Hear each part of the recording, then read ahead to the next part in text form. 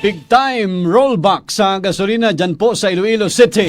Ikinatuwa ng ilang mga drivers at commuters. Yung presyo ng diesel bumaba daw ng halos 34 pesos kada litro, mga katropa. At katropa natin sa balita, RS Penosa, XFM Iloilo. Live report. Ikinatuwa ng ilang mga drivers at commuters sa lungsod ng Iloilo ang big time rollback sa presyo ng mga produktong petrolyo na nagsimula kahapon Abril 21.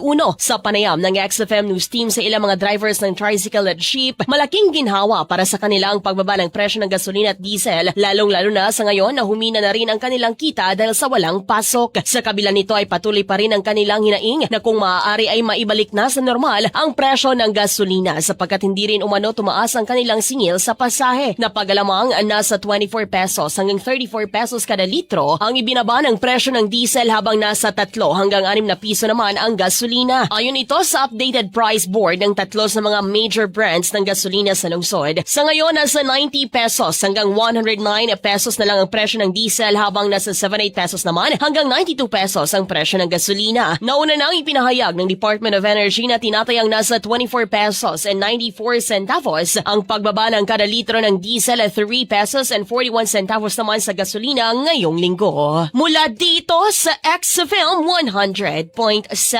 Iloilo. Para sa nagkakaisang Pilipino sa Pilipinas, ito si Katropang Era Espinosa. XFM News.